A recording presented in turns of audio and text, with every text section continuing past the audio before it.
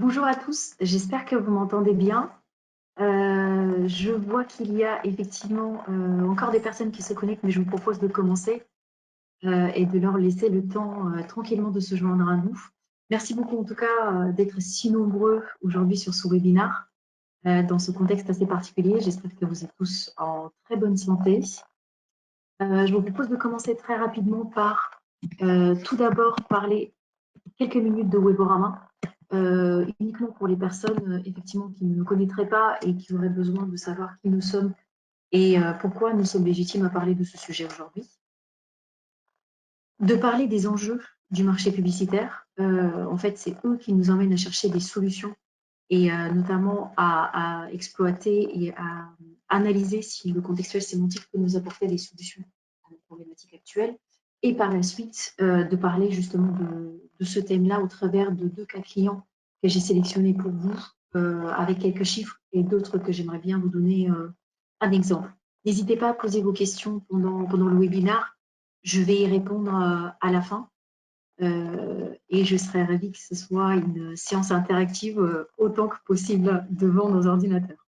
Alors, pour commencer très rapidement, qui est Weborama et pourquoi nous vous parlons aujourd'hui de contextuel sémantique. Weborama est un groupe international indépendant, né de nationalité française, et nous sommes présents sur le marché publicitaire depuis 1998 et particulièrement dans le data marketing. Et notre expertise en segmentation et en activation de segments sur mesure est au service de nombreuses sociétés sur le marché. Nous avons 8 bureaux dans le monde qui couvrent à peu près une trentaine de pays et un peu plus de 20 ans d'expérience dans ce domaine-là, particulièrement de la data. Nos solutions reposent sur 4 piliers principalement. Tout d'abord, la connaissance client, qui nous permet de comprendre les consommateurs, de savoir qui ils sont et quelles sont leurs motivations, de créer des segmentations activables à partir de cette connaissance client-là, bien sûr de les activer et de les mesurer afin de pouvoir optimiser la data autant que les campagnes et le média. Ces 4 piliers reposent sur un savoir-faire technologique et sur des outils propriétaires, notamment une data marketing plateforme qui permet de combiner toutes les typologies de données afin d'avoir une vue 360 de ses clients. Une base de données qui est une des plus importantes et une des plus sophistiquées en Europe, comportant 220 critères, que ce soit en termes de centre d'intérêt, de moment de vie ou des intentions d'achat, et un serveur propriétaire qui nous permet de mesurer tout l'impact des actions que nous mettons en place. Bien sûr, tout ceci est accompagné d'une équipe de data scientists et d'experts en problématiques qui sont en mesure de mettre toutes ces solutions-là en musique. Et en résumé, notre proposition de valeur s'articule autour de la connaissance client, des insights ou des segmentations activables, de nos outils propriétaires et de la mise en place de campagnes basées exclusivement sur la data. Alors, pourquoi nous parlons aujourd'hui du contextuel sémantique? Effectivement, ce que je vous disais au début, c'est lié aux enjeux actuels du marché publicitaire.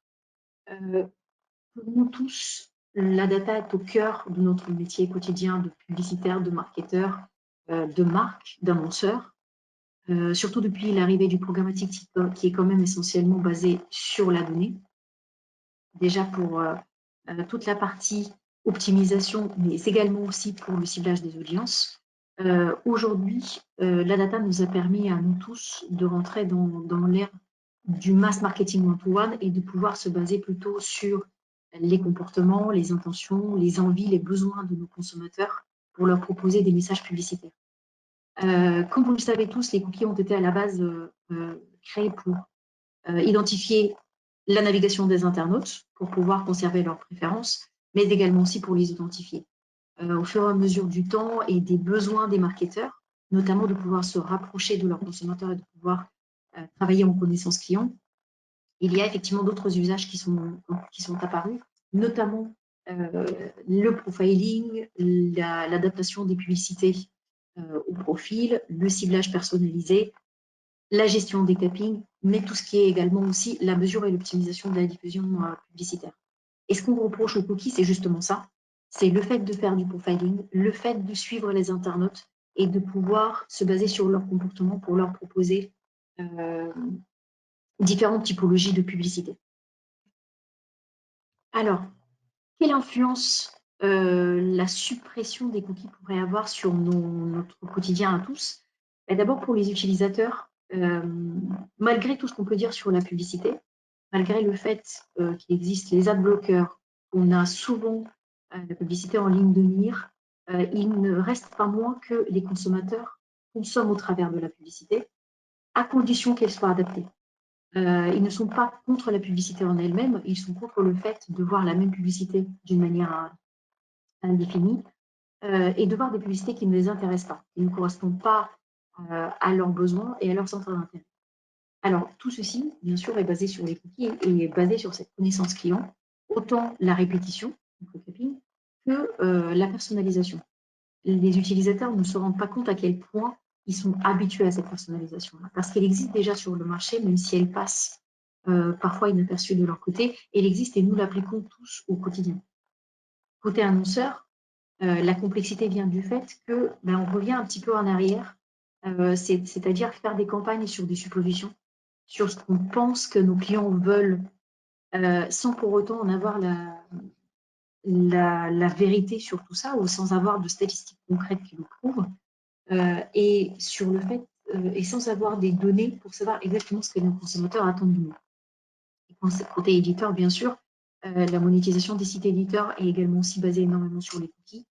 Dans les dernières années, les éditeurs ont développé des offres extrêmement intéressantes et importantes en termes de data, permettant aux annonceurs de savoir non seulement le contexte de leur site, mais également quelles sont les personnes derrière et quel est leur profil, et de pouvoir les cibler de manière individualisée.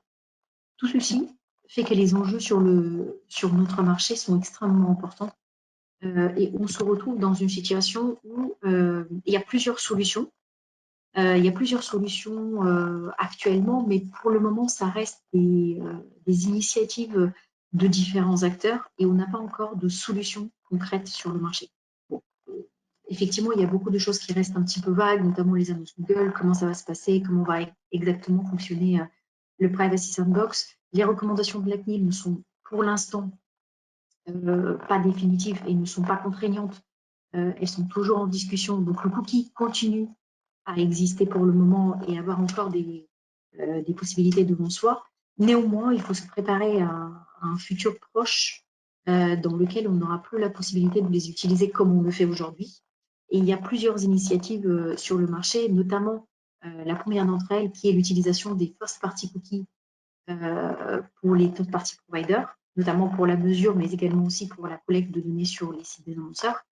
Alors, cela implique une délégation de domaine de la part de l'annonceur pour ce prestataire-là, mais qui pourra collecter les données uniquement sur leur site et sur leur domaine. Ce que ça veut dire, c'est effectivement l'impossibilité de partager des informations entre entre annonceurs et éditeurs, entre différents partenaires, mais par contre, ça laisse toujours la possibilité à des acteurs comme Weborama notamment de pouvoir analyser le comportement des consommateurs de l'internaute, de l'annonceur, et de pouvoir fournir des profils et de la connaissance client à partir de ça. Il y a bien sûr l'initiative des différentes identités des users. Il y en a plusieurs sur le marché. Et il y a aussi les éditeurs qui commencent à s'organiser en groupe et en walled garden, si on peut appeler comme ça, pour pouvoir permettre justement l'identification des différentes différents visiteurs au travers de leur site. Néanmoins, ce qu'il faut avoir en tête, c'est que pour l'instant, les limitations quand même sont assez importantes, notamment du fait que les différents ID ne communiquent pas entre eux et qu'il faut trouver un moyen de faire de nouveau des synchronisations qui fassent du sens à échelle de marché et pas justement à échelle de plusieurs éditeurs regroupés ensemble. Et bien sûr, il y a le contextuel. Il y a le contextuel à l'ancienne, qu'on continue à faire depuis des années, qui était un des premiers qu'on a utilisé sur le marché publicitaire, c'est de dire un tel site et parle de mobile. Donc, moi, en tant qu'annonceur mobile, ou en tant qu'Orange ou Bouygues ou SFR, je vais aller proposer mes publicités sur ce site-là parce que le contexte correspond à celui de ma thématique. bon, ça semble être un retour en arrière par rapport aux habitudes qu'on a données à nos consommateurs. Donc, c'est pour ça que nous, on vous propose de vous parler du contextuel sémantique plutôt, de vous parler de la manière dont nous travaillons avec un certain nombre de nos clients depuis des années et d'une alternative possible qu'on ait des cookies ou qu'on n'en ait pas. Donc, une alternative qui permettrait de préparer le futur et de pouvoir adapter sa communication, pouvoir adapter ses messages d'une manière un peu plus personnalisée que le contextuel simple. Alors, le contextuel sémantique, qu'est-ce que cela représente? Je vais vous parler de Weborama, parce que chez Weborama, nous faisons du contextuel sémantique depuis des années, avec plusieurs de nos clients. La manière dont nous fonctionnons, nous prenons, en tout cas, analysons la totalité des contenus textes sémantiques sur les différents sites web ouverts, ce qui permettent en tout cas, des sites comme Wikipédia, des sites de news, des blogs, des forums. Ça nous permet d'analyser le contexte consommé par les internautes. Donc effectivement, on ne parle pas d'URL, on ne parle pas le fait de savoir qu'une personne est passée par une URL particulière, on parle vraiment du contenu lui-même de la page. On scrolle des pages web, on analyse leur contenu texte et à partir de là, au travers d'une analyse du langage naturel et des outils d'intelligence artificielle très sophistiqués, on est capable d'identifier le contexte de consommation de contenu. Alors, quand on parle de contexte, on va beaucoup plus loin que d'autres solutions que vous pourriez connaître sur le marché, notamment celles qui travaillent sur le nombre de mots-clés. On prend un texte, on classifie, on prend tous les mots-clés et on regarde lesquels sont les mots-clés les plus représentés. À partir de là, on déduit un contexte. De notre côté, on travaille à l'envers, donc vraiment sur l'analyse du langage naturel, donc avec une puissance beaucoup plus importante. On analyse non seulement le nombre de mots-clés, non seulement lesquels ils sont, mais comment ils sont reliés entre eux. Par exemple, c'est un exemple que je donne souvent à mes clients parce qu'il est assez frappant. Un article écrit par Didier Deschamps sur la manière dont il gère son équipe de millennials, de jeunes qui ont un rapport à la hiérarchie complètement différent de celui des générations précédentes, parle quand même beaucoup de sport et de foot parce qu'il gère une équipe de foot. Néanmoins, ce n'est pas un article qui parle de sport à proprement parler. Il parle plutôt d'une gestion d'équipe. Donc, en ce qui nous concerne, chez nous, c'est un contenu qui sera classé dans la catégorie management, gestion d'équipe, et pas dans le sport et le foot. Donc, c'est juste pour vous montrer la manière dont ça fonctionne. Donc, au travers, effectivement, de cette analyse-là, et surtout de modélisation très sophistiquée au travers de l'intelligence artificielle, nous sommes en mesure de cartographier le comportement, les centres d'intérêt, les moments de vie, l'univers concurrentiel des annonceurs, des marques, les positionnements des marques, afin de fournir une connaissance client très sophistiquée. Alors, comment ça fonctionne? Tout d'abord, on travaille au travers de la collecte de données. Quand c'est possible de la collecte de first party, bien sûr, tant que les cookies existent, on continuera à les utiliser de notre côté, mais également aussi au travers d'intégration de données, que ce soit CRM ou de données offline de nos clients au travers d'un identifiant de données personnelles, notamment un email haché. Bien sûr, jamais les données personnelles en clair. Mais également aussi au travers de la collecte de mots-clés. Donc, au travers de nos outils, on peut connaître le positionnement de la marque sur le marché, on peut connaître comment les consommateurs l'appréhendent, etc. Donc, tout ceci représente la collecte de données qui sont liées à un annonceur en particulier, à une marque. À partir de là, rentre en jeu notre équipe de data scientists, analystes, stratégistes, et donc toutes les personnes qui ont un titre et qui commence par data chez nous, qui est une équipe assez importante, qui travaille sur l'enrichissement de cette connaissance client, sur l'identification des profils des consommateurs. Qui ils sont, ce qu'ils font, quels sont leurs besoins, ce qu'ils recherchent. Et cette connaissance client donne lieu par la suite à une segmentation, donc à la création des segments prêts à être activés. Alors, prêts à être activés de différentes manières, sur différents leviers, donc accessibles globalement sur tous les leviers possibles de l'annonceur.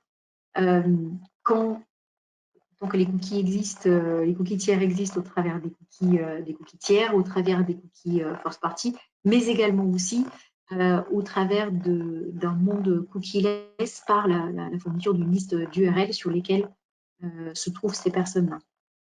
Par la suite, bien sûr, au travers de notre trading desk et de nos experts programmatiques, nous pouvons également activer les campagnes et ces profils-là pour nos clients et fournir une mesure des KPI, une mesure en continu et une optimisation, que ce soit de la segmentation, mais également aussi des résultats de la campagne. Qu'est-ce qu'on est capable de faire? D'abord, de mapper tout l'univers sémantique d'un annonceur, de découvrir tous les signaux, qu'ils soient forts ou faibles, les tendances liées à un annonceur, comment il se positionne par rapport à ses concurrents, sur quelle thématique il ressort en termes de positionnement, en termes d'attente, de besoins clients. Ça permet également d'identifier des niches pour la création de nouveaux produits, parce que c'est des besoins qui restent des besoins de clients auxquels on n'a pas encore répondu ou parce qu'il y a des attentes particulières. Également aussi la mise en place de critères de qualification personnalisés sur chacun des consommateurs afin d'avoir une segmentation plus précise.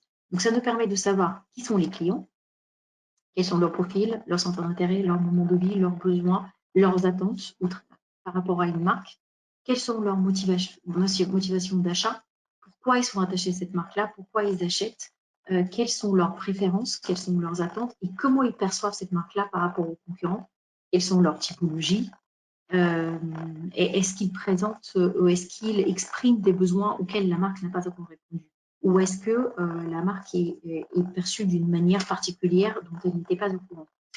Pour vous donner un exemple, nous avons fait une étude pour un de nos clients dans les télécoms, notamment sur cette partie cartographie du marché qui a donné des insights assez importants, parce que notamment cette marque-là ressortait beaucoup, bien sûr, sur le prix, mais ressortait énormément au niveau du service client et au niveau de la relation client. Alors, autant un de ses concurrents directs ressortait sur des notes très négatives sur le côté relation client, autant cette marque-là est ressortie avec des notes très positives sur le fait d'un service client rapide, d'une réponse aux besoins, donc qui a donné des idées à notre client de communication et de messages personnalisés typiquement à la destination des consommateurs qui étaient très attachés à la relation client afin de leur parler d'une manière très personnalisée. Donc voilà pour la méthodologie, comment ça fonctionne. Si vous avez des questions par la suite, je serai ravie d'y répondre. C'est assez rapide et bien sûr, ça donne une idée juste partielle des capacités et de la chance que nous avons d'utiliser ces outils.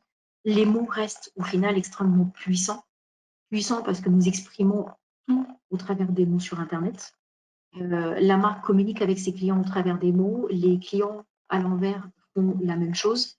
On parle de tous les sujets dans des contextes et positifs et négatifs au travers des mots. Donc, ces mots-là nous donnent la possibilité de sentir ce que nos consommateurs attendent sur le marché. Au travers de deux cas principalement très détaillés, mais je vous parlerai d'autres cas aussi de manière un peu plus brève, j'aimerais vous présenter cette démarche-là, comment elle a été mise en place pour certains de nos clients dans ces dernières années.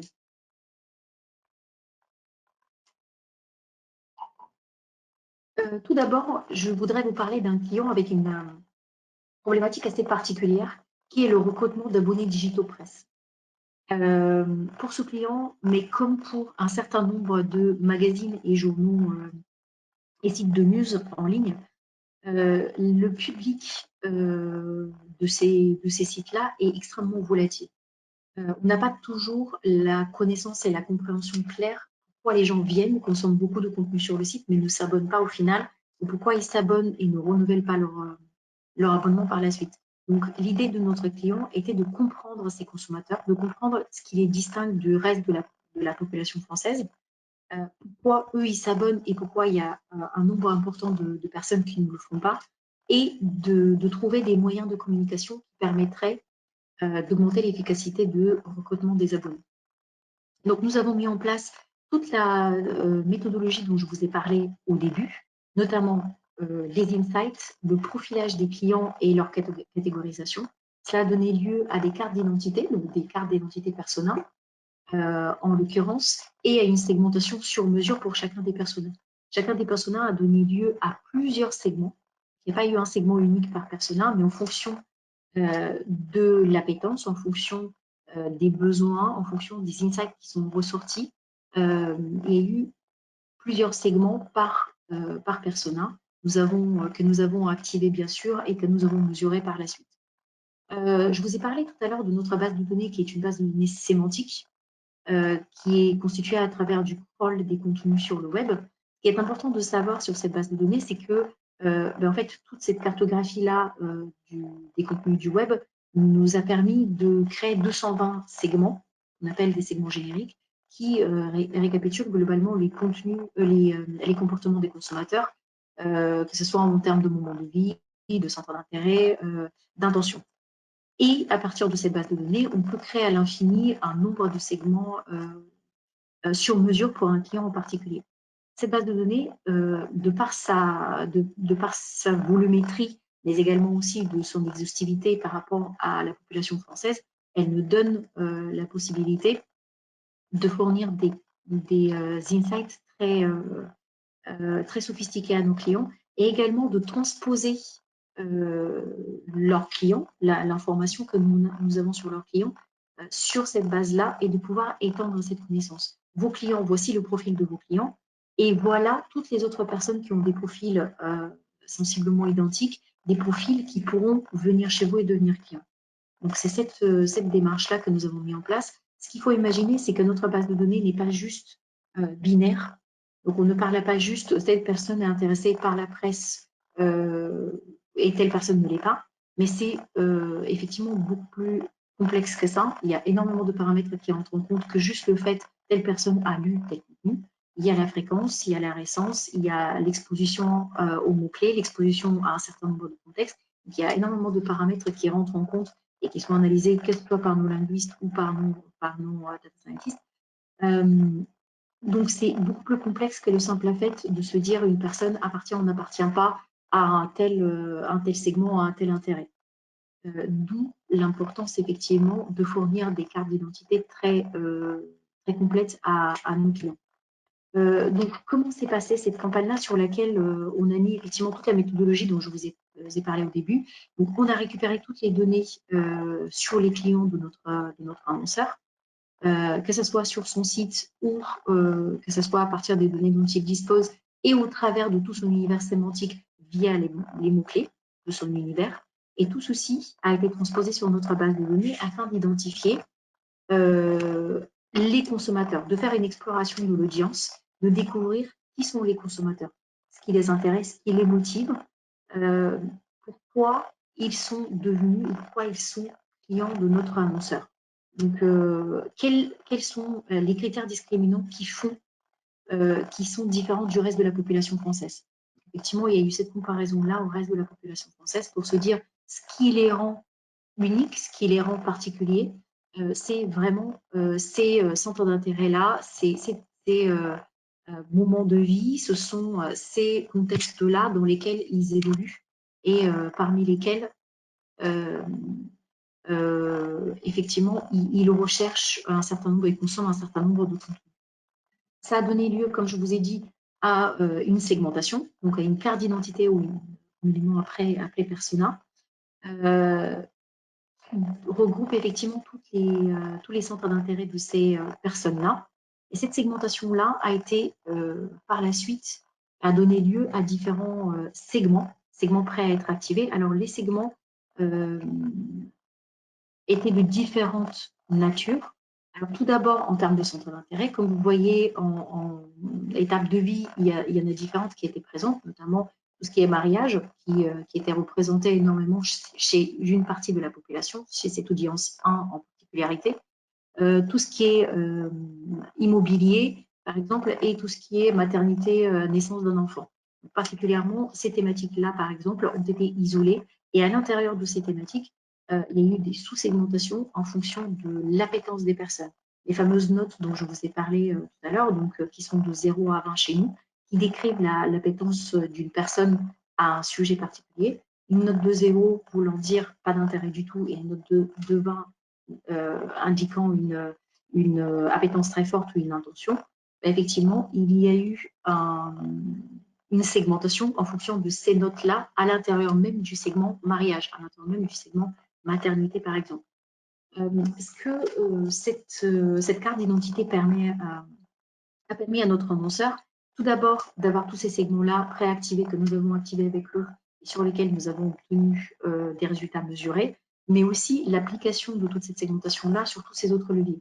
Notamment, ils l'ont appliqué sur leurs achats sur les réseaux sociaux, sur leurs achats également aussi sur le SEO, par exemple. Ils ont également travaillé énormément la sélection de leurs partenaires en affiliation par rapport à cette cartographie-là. Et tout ceci est basé vraiment sur leur univers sémantique, sur la manière dont leurs clients consomment du contenu sur Internet, sur le sémantique contextuel. Les résultats qu'on a obtenus sont extrêmement intéressants. La population que vous voyez ici particulièrement, cette audience 1 qui était chez ce client-là un petit peu sous-estimée parce qu'ils se sont toujours concentrés par rapport à tout ce qu'ils avaient mené comme étude au préalable sur particulièrement les femmes à partir de 30 ans jusqu'à 50 ans. Donc, c'était vraiment leur tranche d'âge. Ils avaient cette population-là qui est très jeune, qui est plutôt une population très dynamique, qui regarde beaucoup de vidéos sur Internet, qui joue beaucoup à des jeux vidéo, qui lit beaucoup de mangas, qui était une population qu'ils voyaient en tant que convertisseurs sur leur site, mais qui n'avait pas du tout ciblé ou sur laquelle ils ne s'étaient pas adressés jusqu'à présent. Cette population-là, dans l'analyse que nous avons faite, représentait à peu près 6% des consommateurs du client. Au travers de la campagne que nous avons activée par la suite, cette population-là de 6% a généré 23% des conversions. Donc, c'était totalement inattendu pour notre client. Et c'est une population qu'ils ont pris en compte pour leur prochaine campagne. Et donc, on les adresse avec des messages très particuliers, très adaptés à cette population-là. Par la suite, comme je vous l'ai dit, tous les segments ont donné lieu à des messages particuliers, donc à une personnalisation. À partir de ce sémantique contextuel, on est arrivé à une personnalisation des messages pour s'adresser à chacune des cibles d'une manière différente, pour s'adresser aussi d'une manière différente en fonction de l'étape dans laquelle ils se trouvent sur le parcours client. Est-ce que c'est de nouveaux visiteurs qui viennent juste de prendre connaissance de l'offre ou est-ce que c'est des personnes qui ont déjà eu contact avec l'annonceur et ils reviennent tout simplement sur le site, mais également aussi le groupe de segments dans lequel appartient cet internaute. Le travail important qui a été fait par notre équipe programmatique ici a été de créer autant de nombre de stratégies qu'il y avait de sous-segmentation, donc un petit peu plus de 150 stratégies sous-segmentation en place pour cette campagne-là, et également aussi de monitorer au quotidien au travers et des algorithmes custom, mais également aussi de leur travail humain, les résultats de manière à pouvoir avoir une enchère spécifique pour chacun des utilisateurs. Donc vraiment impression par impression, pas segment par segment, comme ça se fait assez souvent encore sur le marché, mais vraiment impression par impression. Quand une impression arrive, les algorithmes prennent en compte est-ce que la personne appartient, ou ce cookie-là appartient à un segment particulier, à un sous-segment particulier, et quelle est l'appli qui a été de performance, qui a été calculée par nos algorithmes d'intelligence artificielle pour pouvoir attribuer un prix particulièrement à ce cookie-là. Et les résultats de cette campagne ont été extrêmement bons. Alors là, c'était les résultats que je vous communique ici sont les résultats de la première campagne que nous avons fait avec eux. Et nous sommes passés en fil rouge depuis ce moment-là, donc depuis plus d'un an. Comme vous pouvez le voir, l'objectif de CPA du client a été atteint extrêmement rapidement, ce qui nous a conforté dans le fait que l'analyse des populations et des audiences a été plutôt la bonne. Nous avons stabilisé, le coût d'acquisition a été stabilisé sur une période extrêmement courte et continue encore aujourd'hui à s'améliorer et nous continuons à travailler avec cet annonceur-là sur la même démarche qui est itérative. La connaissance client ne s'arrête pas à juste la première fois avant le lancement de la campagne, elle est itérative tout au long de la campagne. le fait d'avoir un ad serveur propriétaire pour pouvoir mesurer et double-traquer toutes les données médias de la campagne nous permet de les importer par la suite au sein de notre plateforme de data et de pouvoir améliorer constamment les segments en fonction des résultats et des retours des consommateurs. Donc en fait, l'activation de cette connaissance client-là nous permet de sans cesse l'améliorer par les réactions concrètes des consommateurs. On voit à quel message ils réagissent, on voit quel segment réagit de quelle manière et quels sont les besoins qui se précisent au fur et à mesure de cette activation-là. La bonne nouvelle ici, pour ce client-là particulièrement, mais c'est quelque chose, un comportement qu'on observe sur beaucoup d'autres clients également aussi, c'est que la distribution des investissements que nous faisons au quotidien correspond sur chacun des personas, parce qu'effectivement, les stratégies sont individualisées pour chacune des segmentations, correspond aux exposés et aux cliqueurs, mais également aussi à la répartition du CRM client. Donc, non seulement nous avons identifié les bonnes audiences, mais elles transforment. Et dans le CRM du client, on voit cette transformation-là, ce qui nous fait arriver à la conclusion que chaque centime de budget client est utilisé à bon escient. Il produit le résultat que notre client attend de ces audiences-là. Bien sûr, la campagne est basée 100% sur les audiences dont nous avons parlé. Le deuxième cas dont j'aimerais vous parler, c'est un cas plutôt dans le retail, qui est un petit peu plus commun que effectivement la presse, qui est un cas assez particulier. Donc, nous avons un client dans la beauté et les cosmétiques qui, du coup, fait face à un peu une distorsion de typologie de clients entre le offline et le online. Et l'objectif, c'est de comprendre les consommateurs sur les deux volets et de pouvoir s'adapter mieux dans la communication digitale à ces consommateurs-là. Bien sûr, l'offline représentant 70% de leur chiffre d'affaires, ils ont tendance, comme une grande partie des retailers, à se baser sur les comportements offline et de les appliquer sur le online. Il se trouve que les résultats de cette démarche-là n'étaient pas concluants pour notre client et qu'il nous a sollicité pour identifier et comprendre ces consommateurs pour pouvoir justement appliquer une bonne stratégie digitale personnalisée. Ici, nous n'avons pas travaillé en profil et en persona, nous avons travaillé plutôt sur l'univers concurrentiel, le positionnement de la marque et une catégorisation des clients. Nous avons travaillé principalement sur l'univers sémantique de la marque, donc au travers de mots-clés que le client nous a fournis, au travers des noms de ses concurrents, du nom de ses produits, du nom de différentes marques qui sont commercialisées par ce client-là. Et nous avons créé et catégorisé des profils, les profils donc, de consommateurs de notre client, mais également aussi, nous sommes allés regarder toute la population française par le prisme de cet annonceur-là, par le prisme de ses clients, pour voir qu'est-ce qui ferait que le reste de la population française qui n'est pas leur client viendrait consommer en digital sur leur site web. Donc, il y a eu bien sûr toute une analyse. Je vous ai mis quelques screenshots de la construction des segments. Alors là, c'est ce que vous voyez sur l'écran, c'est l'analyse sémantique de l'univers concurrentiel. Donc, tous les concurrents qui ressortent et quelle est leur importance sur le marché. Donc, les bulles correspondent à l'importance et au positionnement de chacun des concurrents. Bien sûr, c'est une version extrêmement simple de ce qui a été fait derrière en termes de data science, parce qu'à partir de là, effectivement, les data scientists ont travaillé sur l'univers concurrentiel de manière beaucoup plus profonde et concurrent par concurrent et positionnement par positionnement. Mais déjà, ça vous donne une bonne vision de la manière dont nous avons procédé.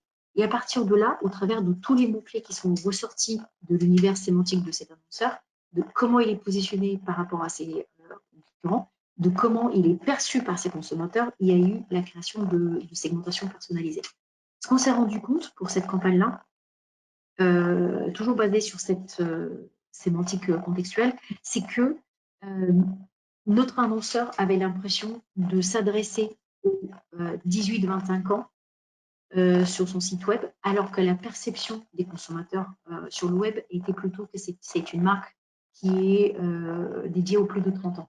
Donc, ils avaient une perception totalement décorrélée de celle que la marque souhaitait donner.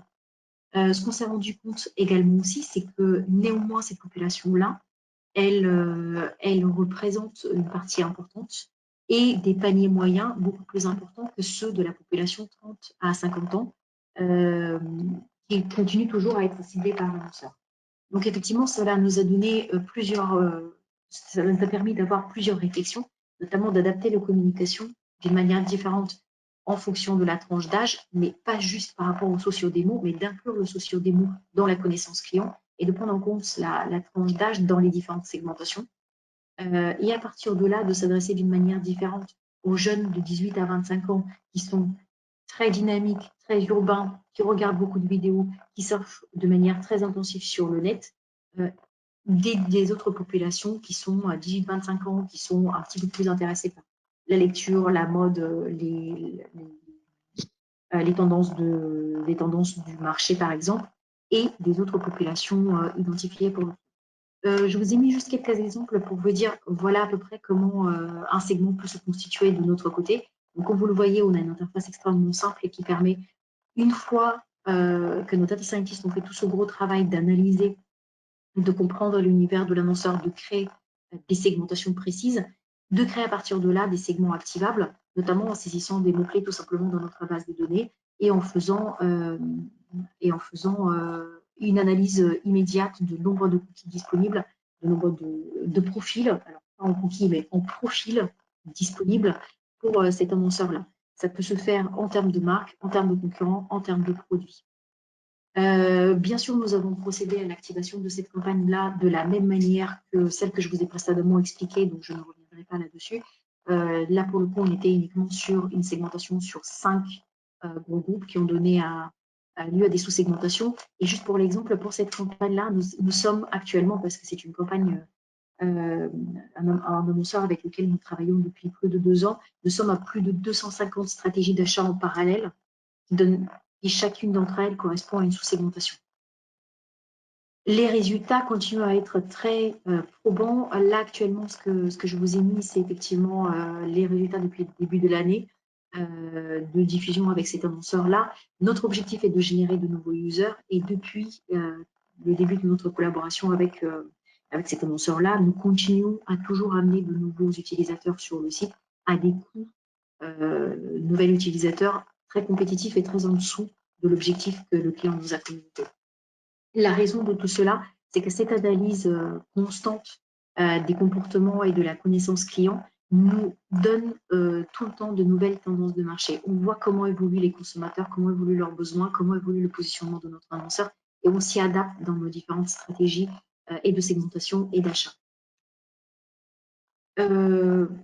Nous avons bien sûr d'autres cas clients, notamment dans la finance, dans l'assurance, dans l'auto, avec beaucoup de nos annonceurs, qui nous permet effectivement de déployer cette démarche-là pour toute typologie d'industrie.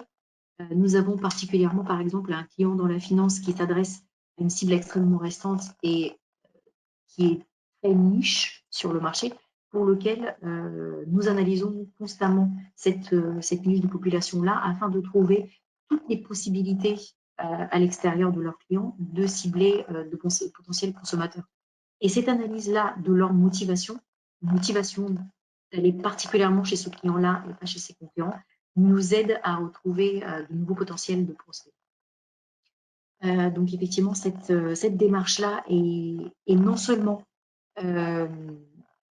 activable et utilisable pour toutes les typologies d'industrie, mais elle est également dans un contexte comme cookie, tant cookie-less. Donc autant basé uniquement sur le sémantique contextuel qu'effectivement basé sur les données personnelles hachées quand nous en avons la possibilité, ou basé uniquement sur l'univers sémantique d'un client particulier.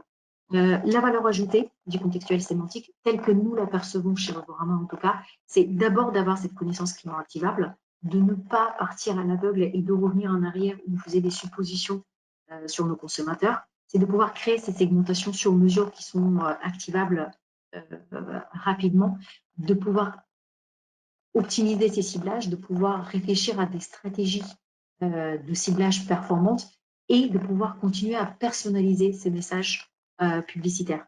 de pouvoir toujours s'adresser aux consommateurs de la meilleure manière pour pouvoir leur permettre de percevoir la marque en tant que la marque soucieuse de leurs besoins, mais également aussi d'assurer, ce qui est très important, la cohérence de la communication de marque au travers des différents leviers. Cette connaissance client, elle peut être juste stand-alone, telle qu'elle, parce que l'annonceur voudrait regarder ce qui se passe et comment il est positionné sur le marché. Et il peut également aussi donner lieu à une activation par la suite et à une mesure et des résultats concrets. Alors, je vous en ai peu parlé, mais je me permets de faire une dernière parenthèse de conclusion. C'est tout ce que je vous ai expliqué. Et cette démarche-là, elle est également applicable aux éditeurs qui souhaitent de leur côté se baser sur le contextuel sémantique pour continuer à proposer une personnalisation et de la data à leurs annonceurs, puisque elle est applicable et le crawl peut se faire sur le contenu, sur des pages particulières. Donc, on peut demander à l'outil de ne pas crawler le web complet, mais certaines pages, et notamment les pages d'un site éditeur ou les pages de plusieurs sites appartenant à la même AG ou au même éditeur, de manière à pouvoir ressortir justement des tendances, ressortir des segments que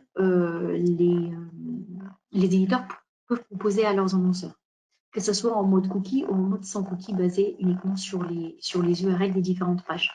Mais ça permet aussi aux éditeurs de passer une étape différente, de sortir de cette angoisse du cookie, comment ça va évoluer et quelles sont les possibilités de proposer du média plus data aux annonceurs et de continuer à proposer cette personnalisation-là et de justement utiliser le contextuel sémantique dans un contexte d'une meilleure efficacité publicitaire au global.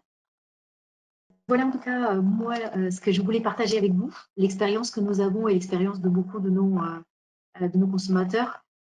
Et si vous avez des questions, je serais ravie de partager avec vous. J'espère que le contenu a été intéressant pour vous. N'hésitez pas à partager avec nous tout ce qui est intéressant. N'hésitez pas à revenir vers nous pour qu'on échange en particulier en privé aussi.